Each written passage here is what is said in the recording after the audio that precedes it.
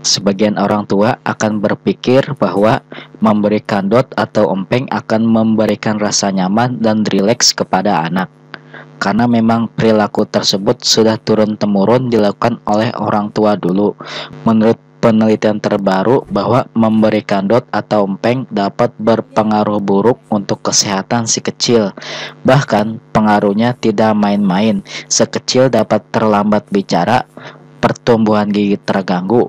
Untuk itu, ikuti terus video saya sampai habis untuk mengetahui dampak negatif dari memberikan si kecil dot atau empeng.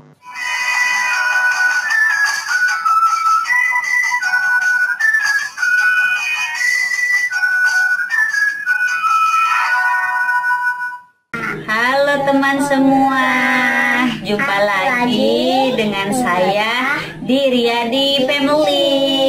Jangan lupa like, komen, dan subscribe. Terima kasih, dadah. Pada kali ini saya akan membuat video tentang dampak negatif dari pemakaian dot atau empeng. Empeng atau dot dianggap perlengkapan wajib yang harus dimiliki seorang bayi sejak lahir. Mungkin ada benarnya jika digunakan secara tepat. Empeng dipakai untuk memberikan efek tenang kepada bayi. Dengan memakai empeng, otot-otot bayi akan terus terangsang rileks, menghisap menjadi tenang. Begitu pula dengan dot. Biasanya botol dot digunakan untuk memberikan ASI perah kepada bayi-bayi yang terpaksa ditinggal mamanya sewaktu-waktu. Namun, empeng dan dot tidak selamanya baik. Si bayi bisa mengalami efek negatif jika penggunaannya salah atau berlebihan. Di usia 0 sampai dengan 2 tahun, menurut psikolog anak, stimulasi anak akan terus berpusat pada daerah mulut. Jadi, anak akan senang menerima benda yang dimasukkan ke mulut. Nah, tekstur empeng dan puting dot yang cukup elastis membuat anak nyaman, bahkan ketergantungan. Seperti ada beberapa efek negatif yang bisa Anda rasakan. Nah, tekstur empeng dan puting dot yang cukup elastis membuat anak nyaman, bahkan ketergantungan. Seperti ada beberapa efek negatif yang bisa anak Anda rasakan. Yang pertama, bingung puting. Pola hisap yang berbeda antara dot dan empeng dengan puting payudara mama membuat si kecil bingung puting. Karena dot yang cenderung lebih mudah mengeluarkan susu, membuat bayi tidak perlu susah payah menghisapnya.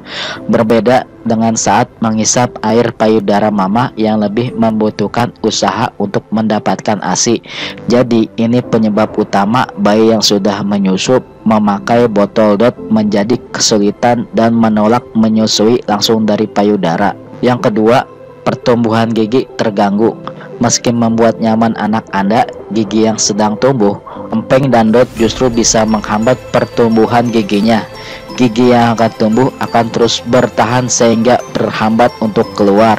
Minum susu menggunakan dot juga berisiko merusak gigi anak. Saat nyedot, anak sering tertidur dan susu akan mengenang di mulutnya. Akibatnya bakteri akan tumbuh dan membuat gigi berlubang atau menghitam. Yang ketiga, terjadinya perubahan bentuk rahang. Pertumbuhan gigi yang terganggu juga akan mempengaruhi kondisi gusi dan rahang. Bentuknya bisa berubah atau tidak sesuai ukurannya antara yang di atas dan di bawah. Bisa terjadi kemungkinan rahang anak akan berubah dan gigi anak menjadi tidak beraturan bentuknya atau tonggos. Yang keempat, infeksi telinga, hidung, dan tenggorokan. Penggunaan empeng dan dot pada anak di atas 1 tahun meningkatkan risiko infeksi pada telinga yang disebabkan volume suara hisapan yang dihasilkan terus-menerus. Selain itu, biasanya anak meminum susu dari dot hingga tertidur. Aliran susu yang keluar bisa masuk ke telinga sehingga mengalami infeksi. Yang kelima, tersendak. Derasnya air susu pada dot berpotensi membuat bayi tersendak. Berbeda saat bayi minum susu ASI secara langsung, karena susu tidak keluar jika puting mama tidak dihisap. Yang keenam, terlambat berbicara. Saat menyusu langsung, otot rahang bayi akan bergerak aktif yang memudahkan anak untuk berbicara. Berbeda dengan dot yang tidak memerlukan gerakan rahang yang aktif untuk menyedotnya. Jadi otot mulut anak tidak terlatih dan bisa menghambat kemampuan bicaranya. Yang ketujuh, rentan bakteri. Anak atau bayi pasti sering menjatuhkan benda dalam genggamannya. Jadi empeng dan dot yang digunakan mereka tidak menjamin kebersihannya, yang bisa menimbulkan penyakit. Belum lagi botol, dot, dan empeng harus selalu disterilisasi demi menjaga kebersihannya. Jika mama tidak melakukannya, bakteri bisa bersalang dan mengancam kesehatan si kecil. Yang kedelapan, anak menjadi ketergantungan.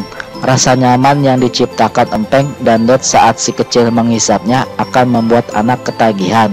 Lama-kelamaan anak akan bergantung pada benda ini hingga besar dan akan menangis jika mama tidak segera memberikannya. Yang kesembilan, percaya diri yang rendah. Menenangkan anak menggunakan empeng bukanlah cara mendidik yang baik.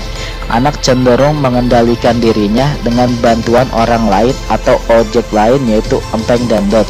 Jangan coba-coba gunakan empeng untuk menenangkan bayi. Peluklah mama dan orang terdekat lebih efektif menenangkan anak. Untuk pemberian ASI yang paling baik adalah dengan menyusinya secara langsung ke bayi. Dalam pengalaman anak saya tidak pernah saya berikan empeng, dan memberikan dot pun hanya beberapa saat saja. Mungkin itu saja video saya pada kali ini.